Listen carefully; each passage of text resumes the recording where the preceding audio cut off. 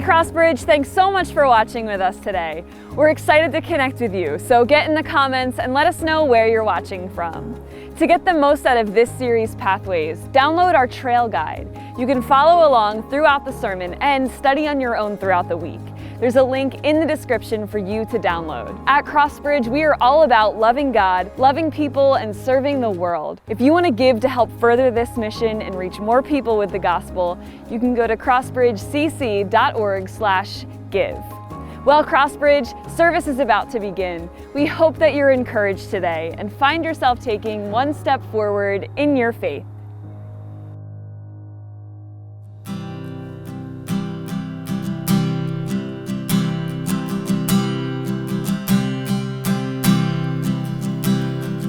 Grace, what have you done? Murdered for me on that cross, accused in absence of wrong, my sin washed away in your blood. So much to make sense of it all. I know that your love breaks my fall. The scandal of grace, you died in my place, so my soul will live. And oh, to be like you and give all I have just to know you. And Jesus, there's no one beside you. Forever the hope in my heart.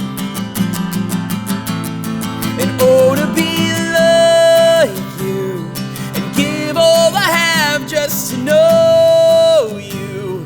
And Jesus, there's no one beside you. Forever the hope in my heart. Death, where is your sting? Your power is dead as my sin. The cross has taught me to live, and mercy my heart now to sing. The day and its troubles shall come, and I know that your strength is enough. The scandal of grace, you died in my place, so my soul will live. And oh, to be like you and give all I have just to know you. And Jesus, there's no one beside you. Forever the hope in my heart. And oh, to be like you and give all I have just to know you. And Jesus, there's no one beside you. Forever the hope in my heart. And it's all because of you, Jesus. It's all because of you, Jesus. It's all because of your love that my soul will live. And it's all because of you, Jesus. It's all because of you, Jesus. It's all because of your love that my soul will live. And oh, to be like you and give all I have just to know you. And Jesus, there's no one beside you. Forever the hope in my heart. And oh, to be like you and give all I have just to know you. And Jesus, there's no one beside you. Forever the hope in my heart. And oh, to be like you and give all I have just to know you. And Jesus, there's no one beside you. Forever the hope in my heart. And oh, to be like you and give all I have just to know you. And Jesus, there's no one beside you. Forever the hope in my heart. Jesus, there is no one like you. May we worship you today. It's in your name we pray. Amen.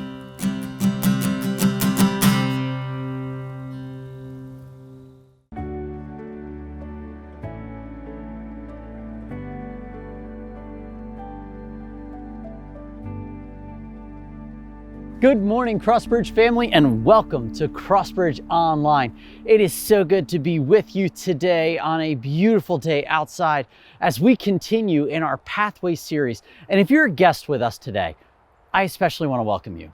I just want to stop and say thank you so much for joining us, and to let you know that my hope and my prayer for you is the same as it is for every single person who's watching right now alongside you, or who maybe will listen in later to this. And that simply is this: no matter where you find yourself in your faith today, I hope and pray that you're able to take one step forward towards Jesus, because that is what we are all about here at Crossbridge.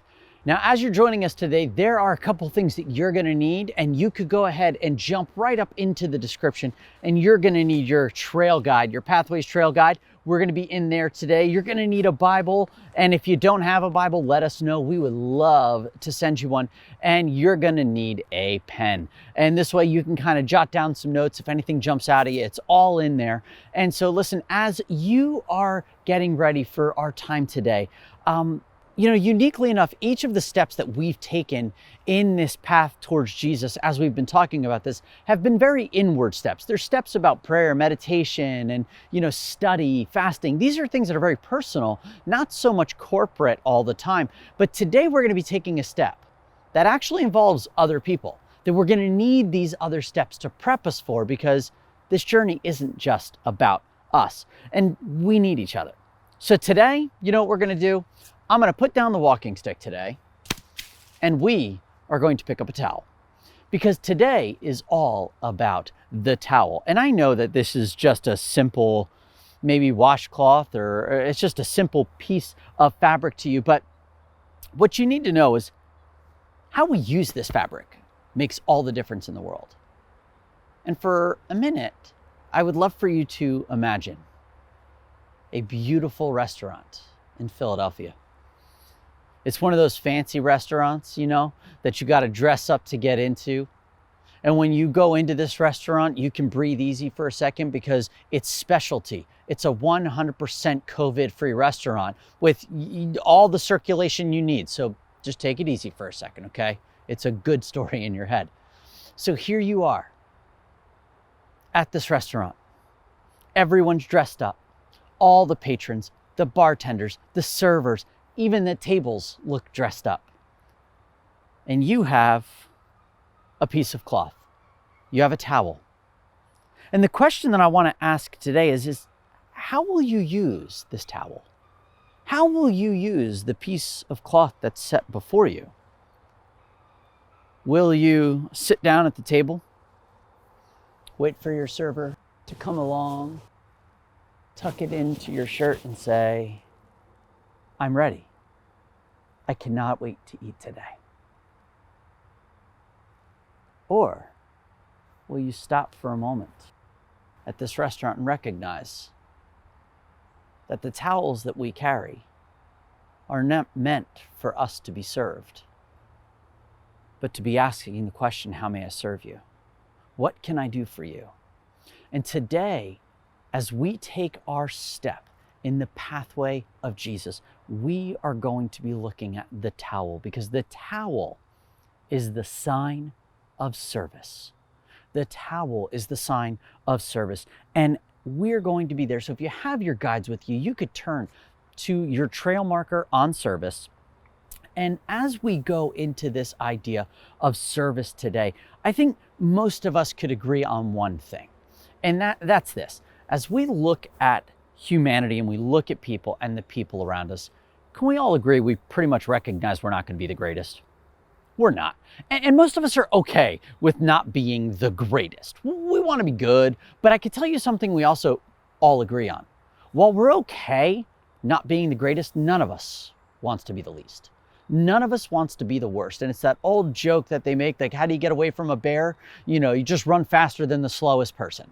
If you're being chased by a bear, you don't have to be the fastest, but you don't want to be the slowest. And in this case, most of us live life saying, I'm okay not being the greatest, but I sure will not be the worst.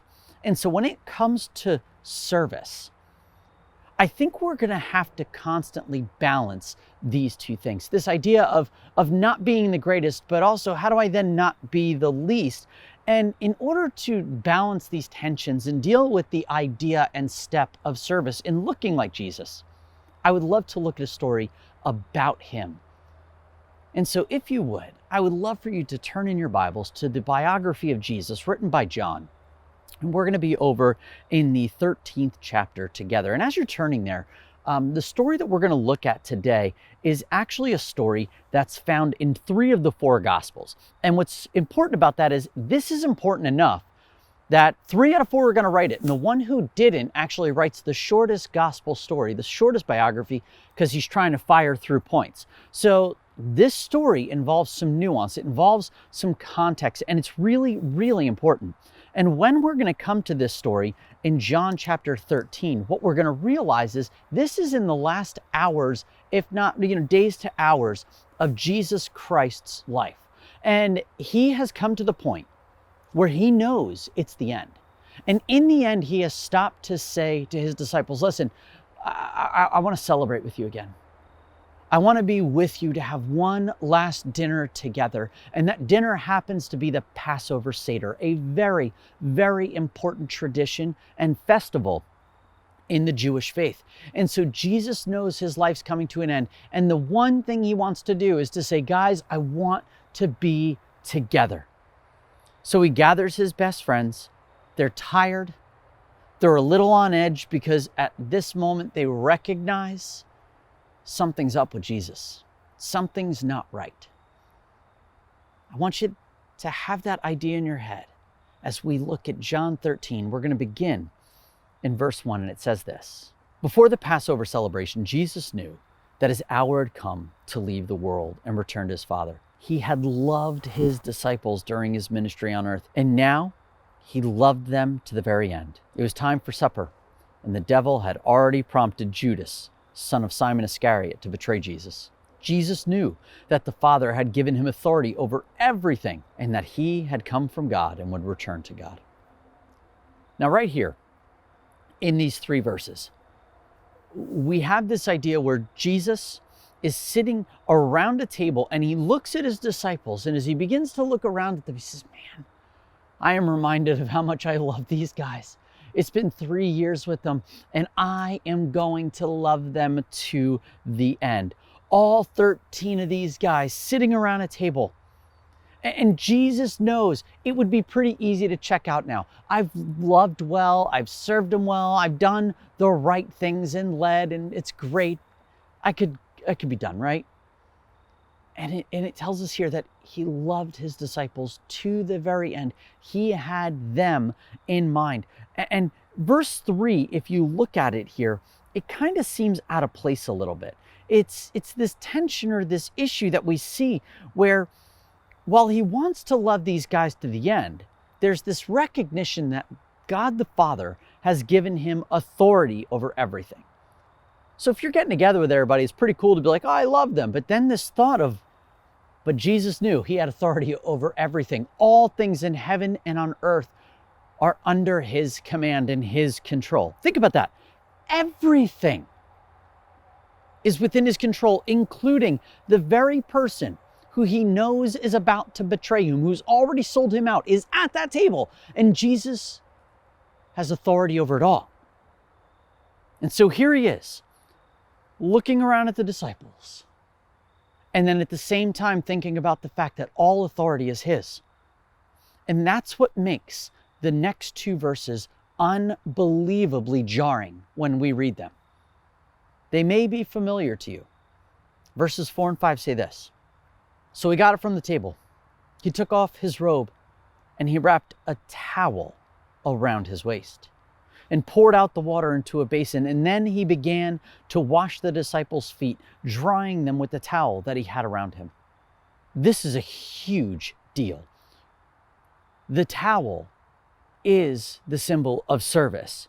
And foot washing in this culture, in the first century Jewish culture, is the job of a servant. You would hire someone to wash feet. And the disciples, here's what you got to get. The disciples have rushed to put this whole dinner together. They've thrown together a massive meal, and a bunch of guys throwing together a meal could be a unique moment here, okay? But they get it all together. They're in this upper room eating together, and there is a major thing that's been overlooked: the washing of the feet. The washing of the feet, because as each of these men were to enter the room, there was supposed to be someone there to clean the feet off, because they're lounging on the ground, leaning on one another, getting ready to eat. That's what they would do. They would kind of lean into each other and eat off the table. So you're eating here and someone else's feet are right here. I don't know about you, but that's gross. You want someone's clean feet right next to you, right? But this is not what has happened. The disciples got everything together, and they were cool with not being Jesus, not being the best. But there came a moment when they realized there's dirty feet next to them, that they looked at each other and went, well, I don't want to be the least. I don't want to be the bottom. These 24 feet, calloused, bruised, probably broken and scarred with mud and dirt caked in between toes and into those nails. There is nothing glamorous about the job of washing feet, and it would be so easy to recognize why no one would want to do this job, wouldn't it? It's so easy to get that. But Jesus, in this moment of knowing that all things are in his authority, that he has authority over all things in heaven and earth, that God's given him that, in this moment, being the very best, he says by his actions, I will be the very least. He takes the towel from a position of being served to a position, and with a heart of servanthood. This is the picture of humility that we're given. And Jesus kneels down and he begins to scrub. He takes the job that no one else wanted, and in doing so exposes his heart. It's not proud. It's not haughty. It's not self-seeking. But in humbleness and servanthood, he puts these 12 other men who have talked back to him, who have yelled at him, one who's going to sell him out and be the very cause for one of the most brutal murders in human history. And he washes his feet. He gives him an opportunity to be loved, because that's what serving is. Now, over the next couple of verses in this passage, there's this weird interaction with Peter, and we're not necessarily going to go through that, but it's simply Jesus beginning to wash his feet, and Peter freaks out, and he's like, I want a full bath then, and that's just weird, and Jesus is like, no, your feet are fine. And there's a whole lot of things in that little story we don't have time to unpack. So as we skip that, would you jump to verse 12 with me really quick? It says this in verse 12. After washing their feet, he put on his robe again, and he sat down and asked, do you understand what I was doing? You call me teacher and Lord, and you are right, because that is what I am. Stop here for a second. Do you notice? He never lost his true identity in service. He never lost being Lord. He never lost being Jesus the Christ, the Messiah, the one who has authority over all. And he says to them, this is who you call me. You're right. Because there's probably a moment as Jesus is washing their feet, they're like, who is this guy? So he says, no. What you've said is correct. He never loses his identity in serving. Let's pick it up again. And since I, your Lord and teacher, have washed your feet, you ought to wash each other's feet. I have given you an example to follow. Do as I have done to you. I tell you the truth, slaves are not greater than their master, nor is the messenger more important than the one who sends the message. Now that you know these things, God will bless you for doing them. If we are to follow on the pathway of Jesus, we are going to have to look at this towel much differently than we have looked at it before. Because the truth is, we live in a culture that's ready to tuck it in. And God is saying, actually, he's not saying. Do you know what Jesus is doing here? Last week we talked about, he says, when you fast or when you pray. Jesus here doesn't suggest, he commands. There's no technically getting out of serving. This is a command that we would serve one another, that we would be looking to the interests of each other and not just what we want. And when we serve, we find that there is this huge blessing that comes from God. In serving, it's not like we're giving up so we have nothing left. We are giving up to realize this is who we are created to be. We are never meant to serve to lose our identity. Please hear me on that. You are never meant to serve to the point of losing your identity, but we do this and receive blessing from God. Please also get that this idea of service is really important, but this is not what gets us into heaven. This is not what earns us our salvation, because you and I'm not going to say you, I'm just going to say I don't think I can ever serve someone without a selfish intent. I would love to tell you that my intentions are always pure, always right, always holy, but the truth is they're not, because I am a sinful person in desperate need of Jesus to transform my heart to look like his. And so I could do all the greatest things in the world, and God says, all those things are great, but I don't need all those things. I need your heart. Is your heart for loving people because that's what I've done? Or are you doing this for you again, Jim? When we take this step towards Jesus, how do we do it? How can we serve in the 21st century right now, right here? Because truth be told, if I come to your house for dinner, I'm just going to make a request. Please don't wash my feet. That's going to be weird.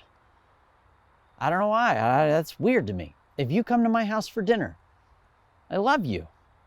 Probably not going to wash your feet.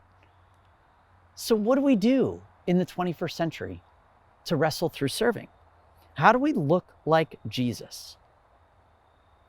And we have to be careful with our hearts in this, because like I said, it's really easy for me to feel a little bit of self-righteousness when I serve. I have a feeling you feel it too.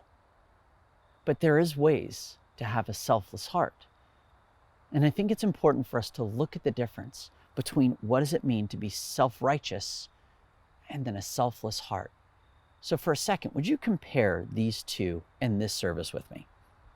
You know, self-righteous service, when we step into this, a good way to recognize if it's there is it's usually pretty calculated and measured. We're looking for the right opportunities to serve. And instead of just serving whomever's around us, we're looking for where can we go? And sometimes we're looking for the big deals. We're looking for the things that are a little more showy to do.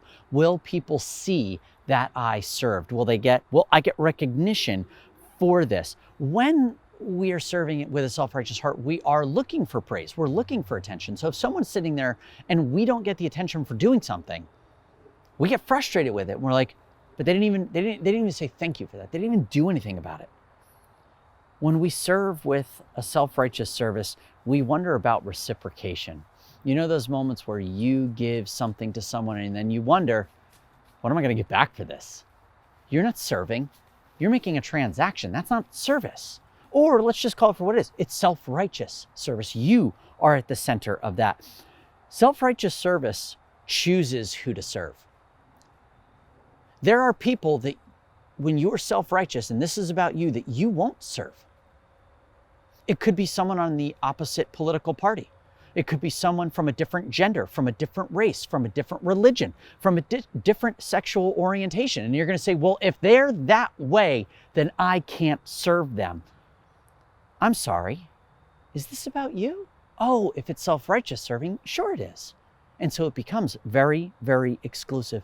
And when all of those things come together, believe it or not, I think self-righteous serving actually has this ability to create division in communities, because we begin to look to say, I think the person needs to be praised, not the service that's done, needs to be praised. And the moment that people begin to draw attention to themselves versus what has been done in the people who are being served, you have a self-righteous serving.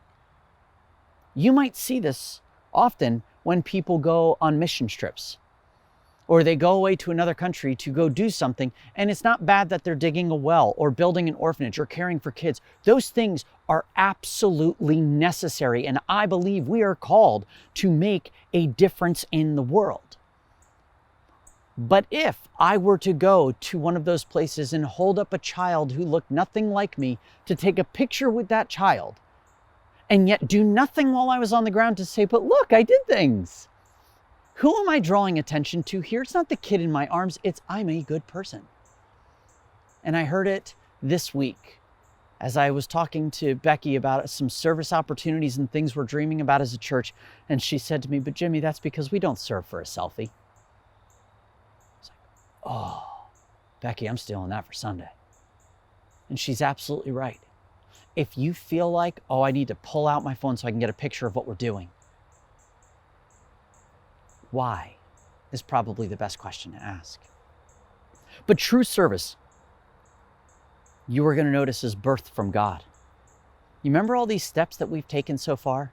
Meditation, prayer, study, fasting. These aren't so that you're just a better person, but if you're truly transformed into the image of Christ, to live like an apprentice or disciple of Jesus, what's great in those practices is you begin to love like Jesus, and your opportunities to serve no longer become about who's directly in front of you, but is who is all around me.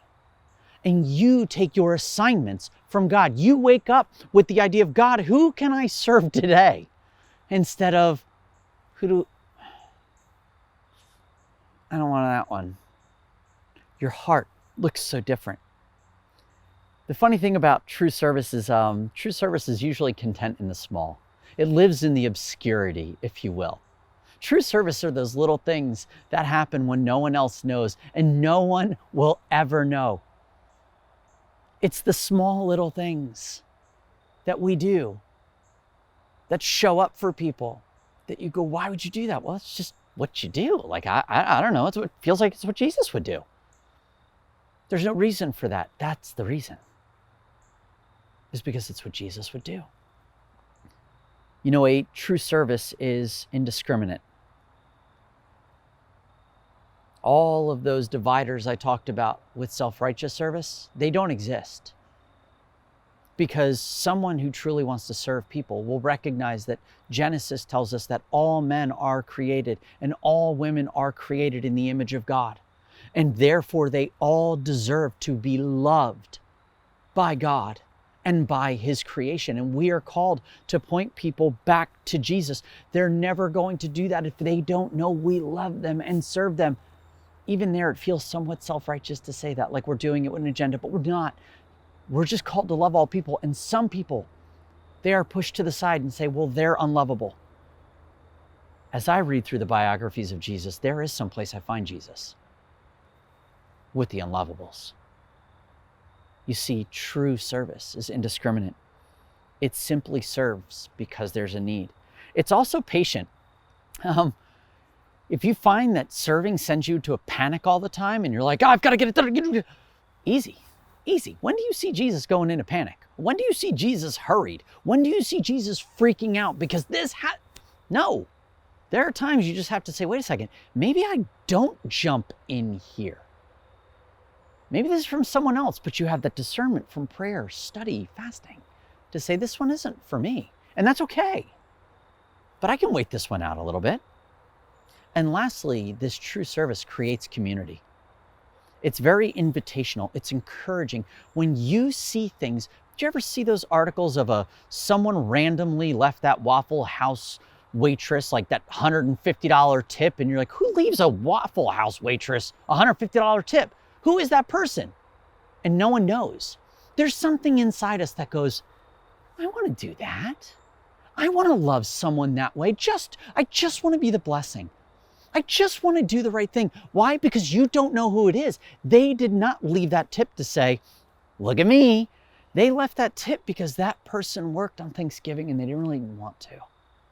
And they want it to be the blessing. And then when you and I read about it, it invites us into the bigger story of serving. This is the towel of Jesus. There's an awesome bonus about true service too, and this is what I love. I don't know if you ever read scripture, but it continues to point towards this idea of humility and how we need to embrace humbleness. And if you go after humility and you are striving for humility, you will never reach it. Because the moment you're like, I am humble, you've lost it. Now you're prideful, right? So it's the one thing you try to attain that you can never really gain. The only way to get to a place of having a humble spirit that looks like Christ is simply through serving. It's the added bonus because life no longer revolves with you at the center, but Christ at the center and what he is doing in all people's lives around you. What's the best way to have less of you and stay humble? Is to have more of Christ and to see what he's doing. Now, I do want to tell you again, I don't want you to lose yourself in your service. I believe that Christ has called us to serve. Last week, we did jump into Ephesians, or we jumped into 1 Corinthians a little bit to talk about, sexual intimacy and all that. And I'm not going to go there again, but if you find yourself in the context of a marriage, I believe biblically, God has called us, husbands and wives, to submit to each other first. Our first act of service should be to our spouse. And I believe that that brings honor to Christ. I don't ever want that to be abused because it's not how this goes. But you never lose the opportunity and the privilege of serving your spouse. What a gift that God's given us. And no one will keep us more humble than them, right? This is beautiful. There's an opportunity to serve your kids. And this is different than you might think for a second. And here's why I want to put a caution of not losing your identity. Your identity first is as a son or a daughter of Christ. And when you remember that, it keeps you in your place. And then you are a husband or a wife. And for those of you who are single parents right now, that your wrestling match of service is even harder because you were pulled 100 different ways. And so when it comes to the kids that are in your home and service, please hear me. Emptying the dishwasher when it's full, if your kid is 13, is not serving them. It's enabling them. They have jobs that they need to do, chores that they need to do. And we are called as parents to train our children up in the way that God would want for them to go. And that's being responsible, God-fearing adults. We need to point them in that direction. Responsibility is key. So if you find yourself in a constant cycle of cleaning up after your kids and doing this and doing that and doing this and thinking, but they're not doing anything. You're probably right. They're not doing anything, but you're not serving them. They own you. You're slaving for them. And there is a huge difference between slave and serve. One has a heart that says, this is for you. The other says, I have no other choice. And I want to remind you as parents, as grandparents, as aunts and uncles, when kids are around, they're not your slaves either. But please recognize you're not theirs. Service has to happen. And so for you teenagers who are listening, your service, you're emptying the dishwasher, is not service. That's responsibility. That's being part of a family, part of a team, cleaning up your room, finding time in scripture. These are not ways you serve your family. These are ways you are part of your family. Serving your family is taking the dishwasher on your sibling's day. Serving your family is vacuuming when no one has asked you to do those things. That's service, not chores. Don't get them mistaken. And the other question that you might have, that I always have, is, well, what if someone takes advantage of me? What if I serve and they just keep wanting more and more and more and more? And this is a great question because it can happen fast. And I will tell you that boundaries and limits are very important. And God has given us boundaries and limits. There's only so much time, only so much money. But when serving is our new way of life, when this is what we live life by, when we choose to be a servant, we actually surrender the right to decide who and when we're going to serve. We become available. We become vulnerable. We're going to get hurt in that. And so if your worry is getting hurt, you're going to get hurt. It's going to be part of the journey here. I've watched this happen to my wife actually quite a few times. And If you've never met my wife, what you need to know is there's no one I've ever met who has a more humble spirit and gift of service, of wanting to love people through her vocation, through being a wife, a mom, serving in our church, in our community, whatever she can, she gives to people. And have people taken advantage of her? Every one of us, including myself. And in doing so, I watch a spirit of servanthood get frustrated at me. And I realize, oh, I'm that guy. You see, it's within all of our capacity to abuse those who serve, but it's also not a reason for us not to serve. Because as I look at the life of Jesus, after this very moment of scrubbing feet, he's hung on a cross. And if anybody should have had his feet scrubbed in that moment, it would have been him. But that's not the way it works. So does this mean that we should stop? No. But we do have to learn. What are the good boundaries? When can we say no to things? What's the difference between work jobs and home jobs and serving? They're all a little bit different. This week, I want to encourage you to get a book called Life Together by a man named Dietrich Bonhoeffer. And he is an amazing, amazing author. And he's a prophet, he's a spy, and a pastor in Germany during World War II.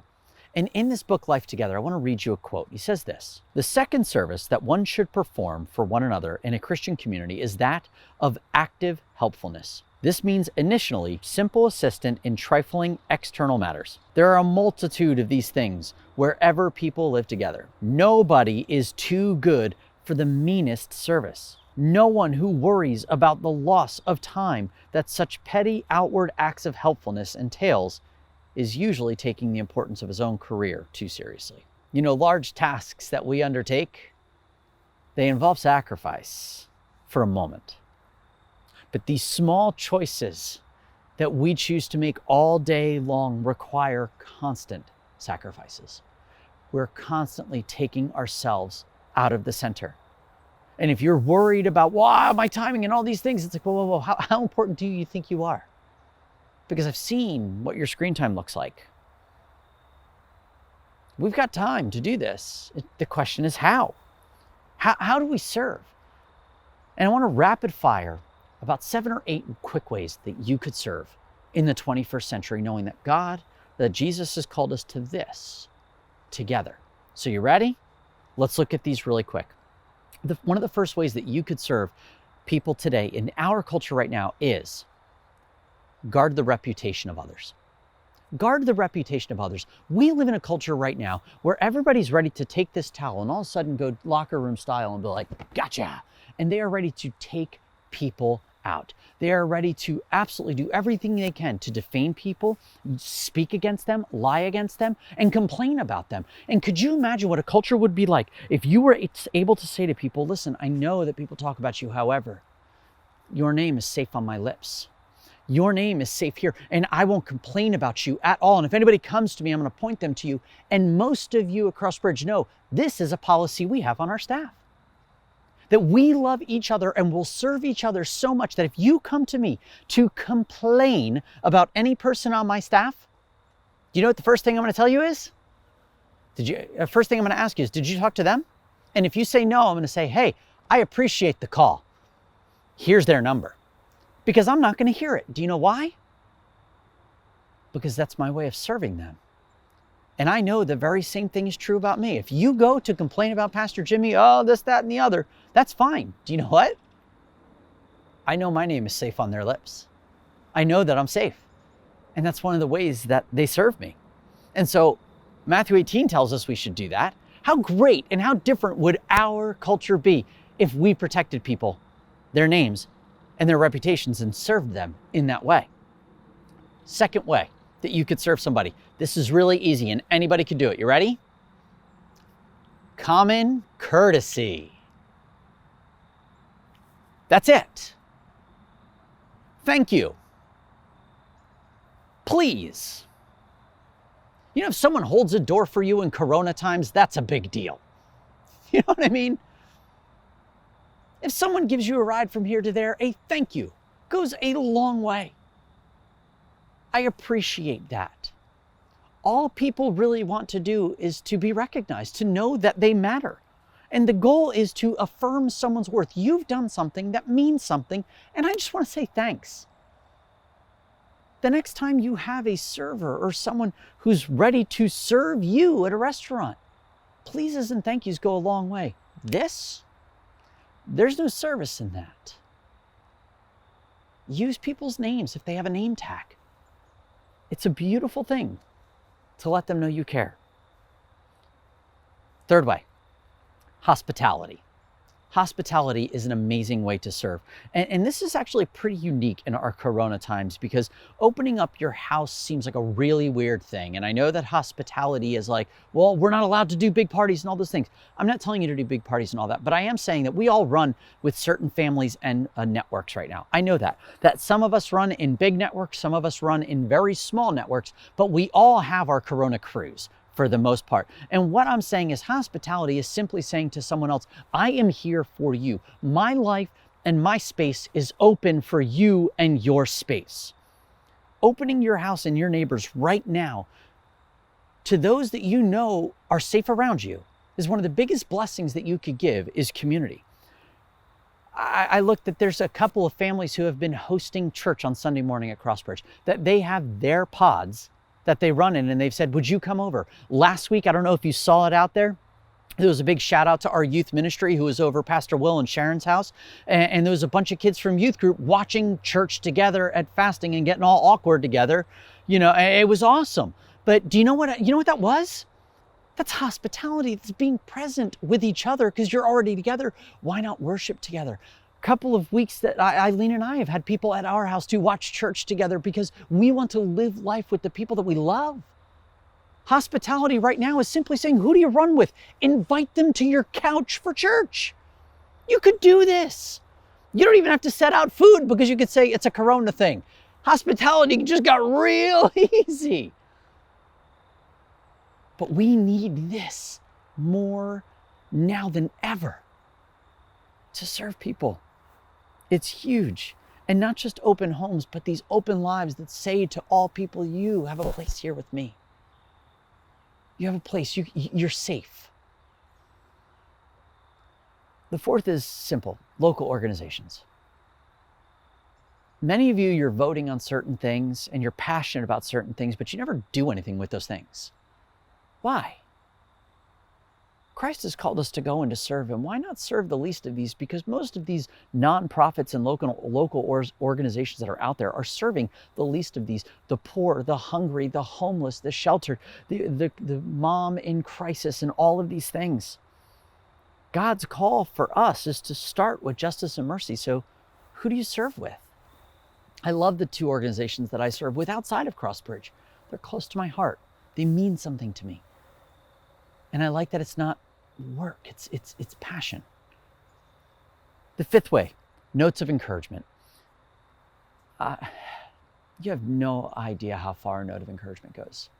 And I know that not everybody's love language is, writing and they're good with words, but I need to tell you how I was so deeply blessed last week seeing so many of your faces come across my screen just to say thank you for Pastor Appreciation Month. The notes that I have received from some of you and the emails that I've received from some of you, they blow my mind. And I actually have a folder and a spot that I keep all of your things in there because when times get hard, I go back and look at that. I go back and remember, this is worth it. When people are going to complain about everything, there's things that are worth it and lives are being changed and people are stepping forward towards Jesus and this is worth it. You could do this. A text of encouragement to your neighbor for no reason other than to say, I see you and thanks, man. That goes such a long way. What a beautiful way to serve. And Del, I need to give you a shout out and just say thank you. You've been such an encouragement in my life through Corona times, even though I've not been able to see you in person, but once you've blessed me and served me. And I just want to say thank you. Listen, there's ways to serve here at Crossbridge. I know that right now it feels weird in Corona times that we're not in person like we would all want to be, but our youth ministry is in person. There are opportunities to serve in person at Crossbridge in our youth ministry. We're growing in our youth ministry. We need you. You could serve if you're like, no way in person. We need you online. CBKids, we need you. And I'm just gonna tell you now, we thought we were launching something awesome by doing these Zoom groups and all these things. And when we sent out a survey to 85 different families at Crossbridge to say, listen, we didn't see as many kids as we thought or have as many volunteers as we thought, we got 15 responses, 3 of which said, yeah, I can volunteer. Listen, I don't know what to say to that. I'm not trying to guilt you, but I think reality is a great shaker, isn't it? If we want to care for our kids, we're going to do all that we can. But I can tell you now, it doesn't happen unless we do it together. And all the online thing makes me uncomfortable. Yeah, welcome to 2020. It makes us all uncomfortable. It's annoying and frustrating, but our kids need us. And if we don't step up to serve, this doesn't happen. That's just the reality. And then go look at CB Local. There's all sorts of things on our website at CB Local that you can get a glimpse of what we're doing. And there's opportunities that are going to be coming up as we hit Christmas that we can't wait to tell you about. I also want to tell you could serve in your neighborhood. In your neighborhood, look for ways to serve the people who are there. Kids raking leaves for no apparent reason. You've got the time. This is the season. I've practiced something in my own life right now for the month of October, not a boastful thing, but to tell you it doesn't have to look like you think it looks. Parking in my development is a nightmare. It's the worst. And if you're in Oak Ridge, shout out, you know this. So I've done my best over all of October to park on the complete opposite side of the development where there's spots. And if there's no spots there, I park by the single family homes and I walk simply to keep a spot open near my home for the purpose of my neighbors. I can walk. It's been beautiful. And can I tell you what's happened because of serving my neighbors by opening a spot? I walk past more neighbors. I see more faces. I have more hellos, and I am able to pray over almost every single neighbor, whether they know it or not, as I walk back to my house to say, God, would you bless them? And I serve them by spots and I serve them through prayer. This doesn't have to look like doing something huge. It's something as insignificant. It's parking somewhere else for the purpose of loving your neighbors. And the last thing that you could do to serve is to listen. It's to listen. James tells us that we need to be quick to listen, slow to speak, and slow to become angry. Dietrich Bonhoeffer, I'm telling you, Life Together, you need to go get it, says anyone who thinks that his time is too valuable to spend keeping quiet will eventually have no time for God and his brother, but only for himself and for his own follies. Your life's not about you, and sometimes the best way that we could serve someone is by shutting up to listen. That's what people need, is for us to shut up and to listen. Most of the time you could say nothing and they're going to say, thank you so much for just listening. Thanks for giving me that. I feel like I've worked out so many things with you. You're thinking, I didn't do anything. You did. You served them by creating space where you didn't stare at your phone. You didn't worry about what was coming up next. You just listened. You know, the towel is our sign of service, Crossbridge. You could tuck it in your shirt, but that's not how we're going to do church. That's not how we're going to be family. If we want to be on the pathway to Jesus, the step we take in service is huge. And while there's so many to serve, for now, I simply want you to start with the people who are in your living room. Look who's around you. How can you serve them? Look to your neighbors. How can you serve them? Look to the church. How can you serve with us and be part of this family? This is about us as a church moving forward for our community to serve them and say, we love you together. So the question I have is, how will you live today? Will you live to be served or to serve? Crossbridge, I love you. I miss you. And I am praying for you this week. God bless. We're so glad that you joined us this morning at Crossbridge Online. Coming up next at 11 a.m. is our CBKids Experience. You can find the links plus ways to stay connected with us all throughout the week at crossbridgecc.org.